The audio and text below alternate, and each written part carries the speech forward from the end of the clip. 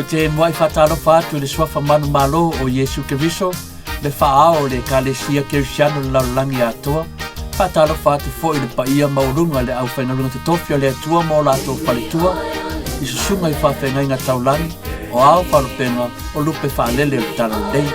Whatalo whawhapitoa te fo i lau fionga le amu manu le malo Samoa, lau fionga tui atua, tupua tamsese efi, malau masiofo.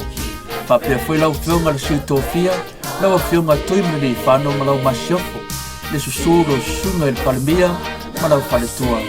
O le mamanu maurunga lea il palemene mlana kapineta, o le paia maurunga lea wa ainga malato tama, o tama fo i malato ainga. Mamalu ya tu mwampule i tu au malato wa, ainga de taima le waa fonti. Ele whangalo le tato motu mai sai, le fio lau fionga le kovan sili malau masiofo, le whainga malo Amerika Samoa i maote dunga man maote i lalo. Malpa ia mawarunga i li i matamai ta i senate po sentoa. O le mabanu mawarunga lea a wasua ma vai whanua fo mai tūlanga.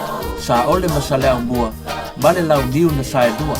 Lea fio whaatui male la au na amutasi a Samoa le to o whale ula.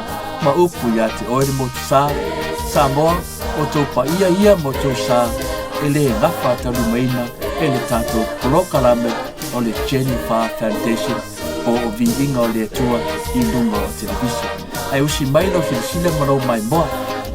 O lea ua tala atu le tato kolokalame ma le au fai pese mai le whakasa i Samoa.